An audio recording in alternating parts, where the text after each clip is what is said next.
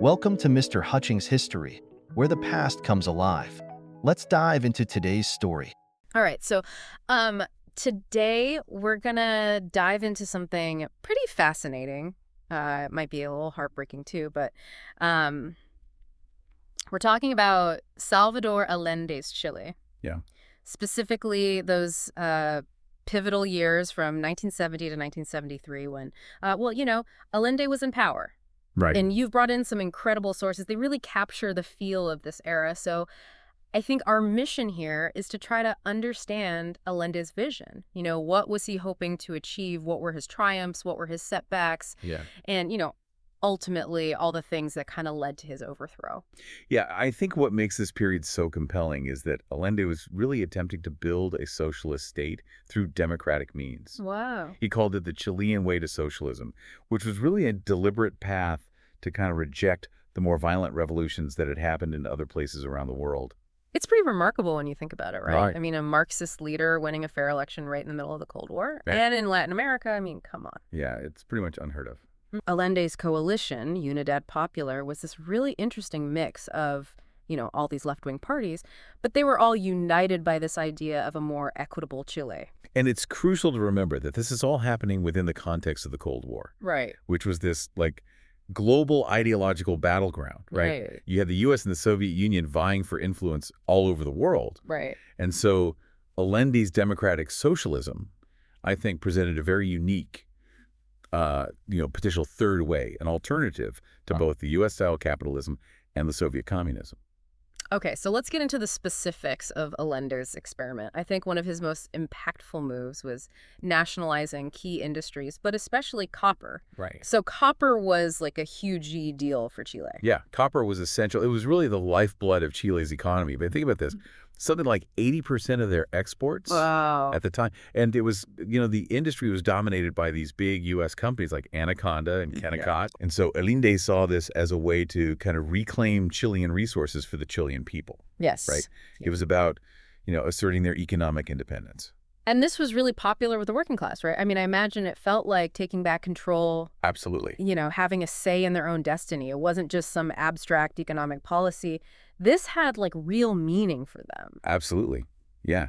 It had that really deep emotional resonance with people. But, I mean, such a bold move. I imagine there were consequences, right? Oh, absolutely. Yeah. I mean, the U.S. companies were not at all happy with the compensation that they received. Right. They felt like it was totally unfair. Of course. And so in retaliation, the Nixon administration imposed these economic sanctions. They cut off Chile's access to these vital, international loans and credit lines. Wow. And this is going to have a significant ripple effect that's going to weaken Chile's economy over time. Right. And Allende didn't just stop with copper, did he? He went on to nationalize banks, steel industry, transportation. I mean, he was really trying to reshape the entire economy. He truly believed in dismantling those existing economic structures, to create something new, something more socially just. His goal was to redistribute wealth and really empower the working class. But I mean, all these nationalizations, they were well-intentioned, obviously, but it sounds like they ran into problems. They did. So it wasn't just about upsetting the U.S. I mean, what kind of obstacles was Allende facing? There were challenges on kind of multiple fronts, right? So on the one hand, you have these newly nationalized industries, and they often struggled with, things like inefficiency, mismanagement. And part of that was due to, there wasn't really the expertise there. Oh, interesting. The experience to run these massive operations. Right. So that created, some legitimate concerns about just how effective Allende's approach really was. Right. And then, the fact that there wasn't adequate compensation, at least in the view of many, well, that alienated not only those foreign investors, but also Chilean business elites. So he was creating enemies at home too. Exactly. And that created a very powerful opposition within Chile itself. Wow. I mean, it's really interesting, this tension between these idealistic goals and then the practical realities of implementing them. Yeah. But, Allende wasn't just focused on the economy, right? I mean, he had this really bold vision for social reforms too, didn't he? Oh, he absolutely did. I mean, healthcare and education were at the top of his agenda. Okay. And he significantly expanded free medical care, particularly for the rural and urban poor. So, more people had access to healthcare than ever before. Yeah, the number of clinics and healthcare workers just increased dramatically. He wanted to make sure that everyone, regardless of their background, had access to quality healthcare. It really does sound like he was trying to, like, uplift those most vulnerable in society. He was. And what about education? So education was seen as absolutely crucial, for kind of breaking that cycle of poverty. His government invested heavily in building new schools, raising teacher salaries, and they launched nationwide literacy campaigns. Wow. Allende really, truly believed that education was the key to unlocking human potential and creating a more, I guess you could say, enlightened, empowered citizenry. It sounds incredibly progressive, especially for that time. Yeah. But, earlier you mentioned that these reforms were also generating some pushback. So why was that? Well, Allende's social reforms were undeniably popular with the working class, with the poor. But they triggered a lot of anxiety, and resentment among the middle and upper classes. Interesting. They saw these policies as a direct threat to their way of life, to their social standing, their economic privileges. And so this is where we start to see that growing polarization. You have that tug of war between different segments of Chilean society. And this is so essential to understanding the events that are about to unfold. It really created this volatile atmosphere, an atmosphere of instability and division that will eventually contribute to Allende's downfall. Gotcha. So then there was Allende's agrarian reform program, right? I mean, he seemed determined to shake things up in the countryside. He was. He significantly accelerated land redistribution. And what that meant was expropriating these large estates, known as latifundios, Right. and transferring the ownership to peasant cooperatives. So was this a popular move? It was certainly a massive undertaking. Yeah. I mean, by 1972, over 9 million acres had been redistributed. That's hard to even fathom. It's huge. But I'm guessing it wasn't all smooth sailing. No, I imagine not. So what went wrong? So the goal here, right, was to empower those rural workers and really boost agricultural production. Okay. But it faced some very serious challenges. So those powerful landowners who lost their estates, Right. they resisted fiercely. Some even resorted to sabotage. Oh, wow. And this resistance, I mean, it really disrupted agricultural output. It contributed to that growing sense of unrest in those rural areas. So we've got this really potent mix brewing here. A struggling economy, deep social divisions, and, these powerful landowners who are feeling threatened. It sounds like a recipe for instability. You're exactly right. And I think you're hitting on a crucial point here. Okay. All of these factors are intertwined. Yeah. They create a very complex and volatile situation in Chile. And by 1972, things are about to take a very dramatic turn for the worse. Oh, boy. Chile is about to plunge into a deep economic crisis. Yeah. Chile was really grappling with this hyperinflation that was spiraling out of control. Oh, wow. I mean, we're talking over 500%. Gee. Imagine going to the store one day, and then by the next, the price of bread is like doubled, maybe even tripled. I mean, that was the reality for many Chileans. It's hard to even imagine. And it wasn't just that. Basic necessities, they became scarce. You'd see these long lines everywhere, and there was this growing sense of desperation. It was a tough time. So it sounds like a complete economic meltdown. I mean, was it all Allende's fault? Were there other things going on? I mean, it can't just be that simple, right? It's rarely that simple. Yeah. I think Allende's ambitious social programs required significant government spending, of course. Right. And then you have those U.S. sanctions, the ones that cut Chile off from international loans and markets.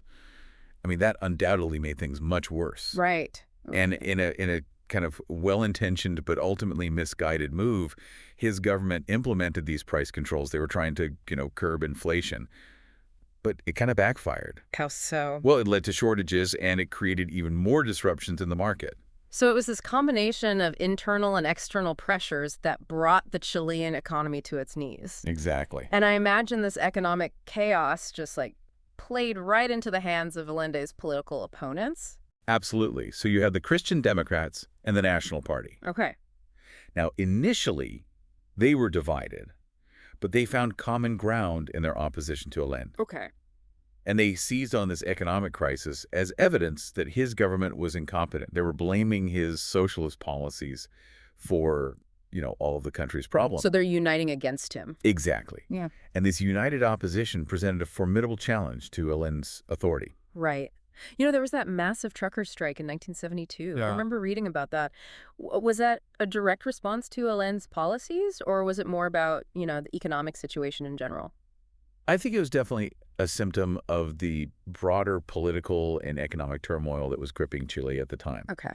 These truck drivers, they're essential, right? They transport goods across the country, Right. and they went on strike to protest these rising fuel prices and, just general shortages. And so you have this strike that basically paralyzed Chile. It further exacerbated the economic crisis, and it really highlighted the growing power of Allende's opponents. Okay, so we have Chile becoming increasingly polarized. Allende's coalition is fracturing, his opponents are gaining strength, the economy is in free fall. So where did the military fit into all of this? I mean, weren't they traditionally supposed to stay out of politics? You're right. The Chilean military historically had this tradition of non-intervention in politics. Yeah. But by 1973, that was starting to change.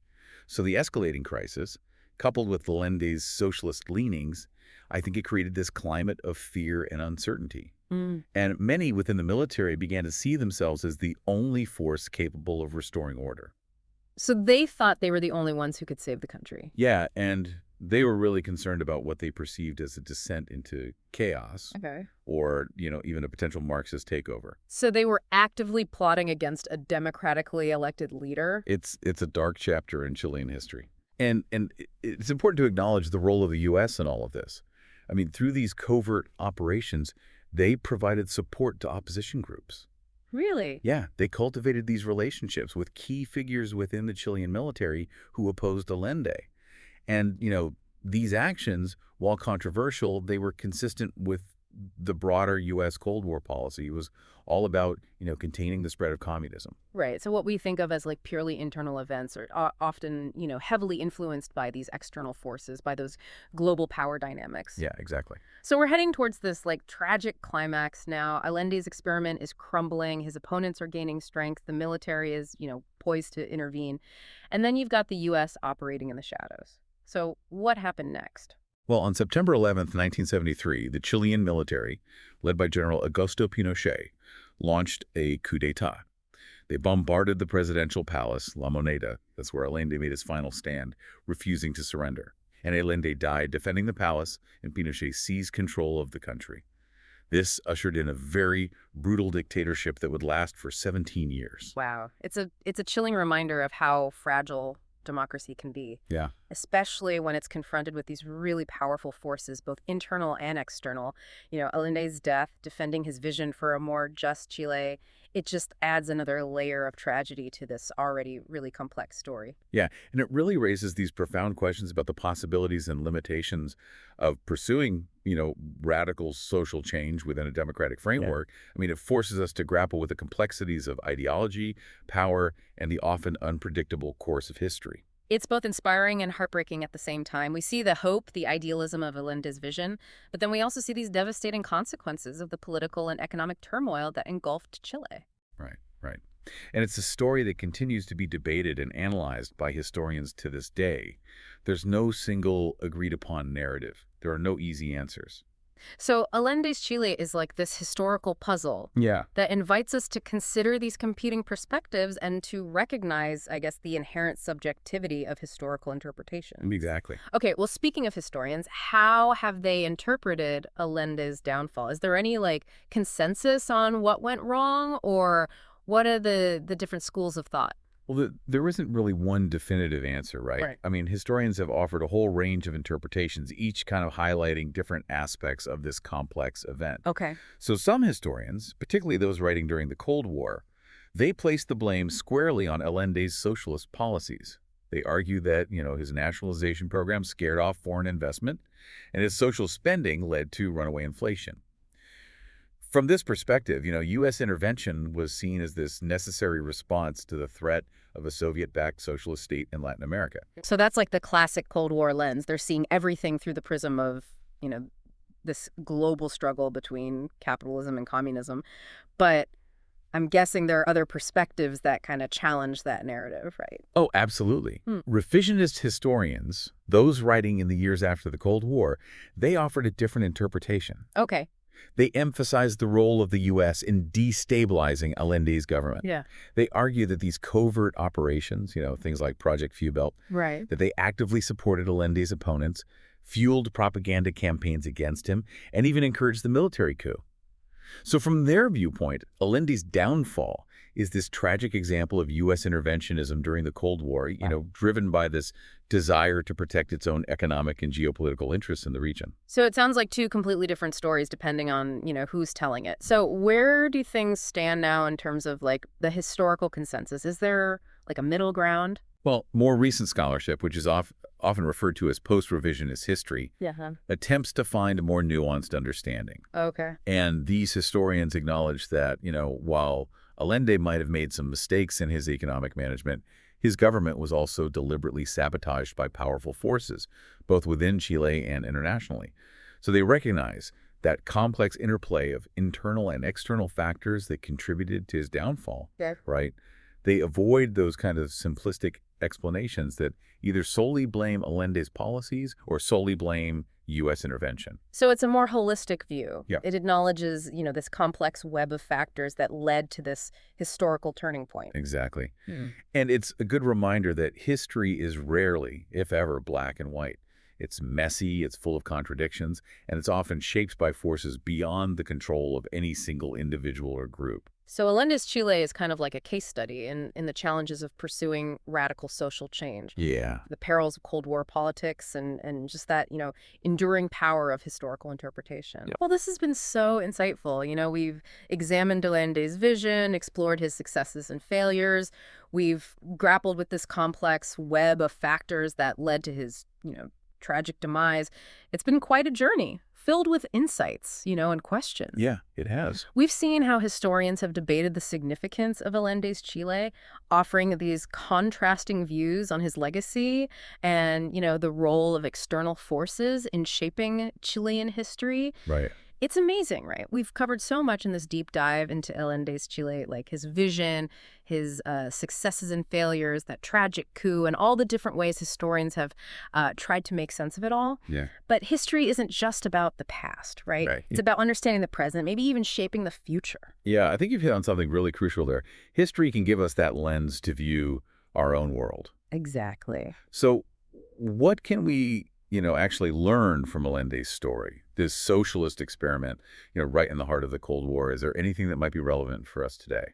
I'm really struck by how important context is. Yeah. We can't really grasp Allende's rise and fall without understanding that global pressure cooker of the Cold War, that intense ideological battle between capitalism and communism. I mean, it had a huge impact on what happened in Chile. It really highlights how even domestic politics are often shaped by these global forces, right? By those larger currents of history that sometimes are beyond our control. Right. And it really underscores the challenges of trying to implement truly radical change within a system that's fundamentally opposed to it. Yeah. I mean, Allende was trying to build socialism within a capitalist world order. Exactly. And he faced constant pushback from those who benefited from the status quo. I mean, both inside and outside of Chile. Right. And we can't downplay the role of those external forces either, like the U.S. intervention. Right. It played a significant role in destabilizing Allende's government.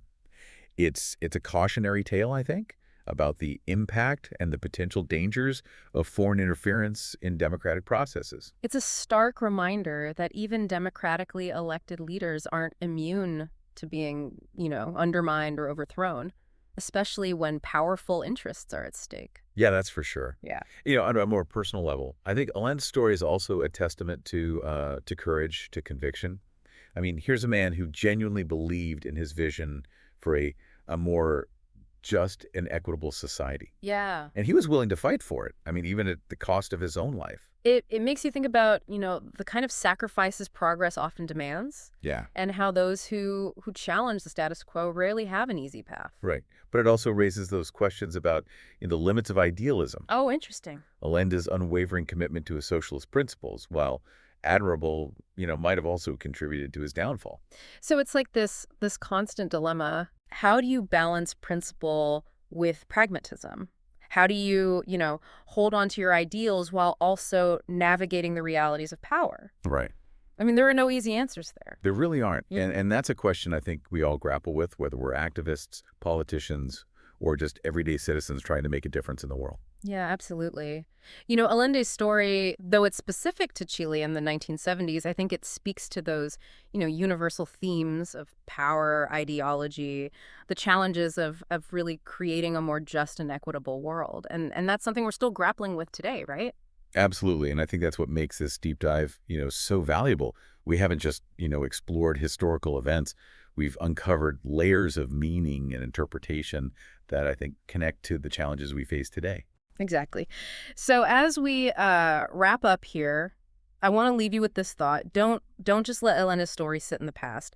Let it inform how you see the world right now. Look around you. You see the ongoing struggles for, social and economic justice, the role of these global forces, the dynamics of power, and the challenges of making real change happen. Yeah. And I want you to ask yourself, what role do you want to play in shaping the future? That's a great question. Because history isn't just something we learn about. It's something we create day by day through our choices and our actions. Maybe by, studying the successes and failures of those who came before us, we can learn to navigate the complexities of our own time a little bit better. I think that's a great note to end on. So that's it for our deep dive into Allende's Chile. We hope you enjoyed the journey. We hope you'll continue to, explore history with us. Until next time, keep questioning, keep learning, and keep pushing for a better world. Thanks for listening to Mr. Hutchings' History. Keep exploring, and we'll see you next time.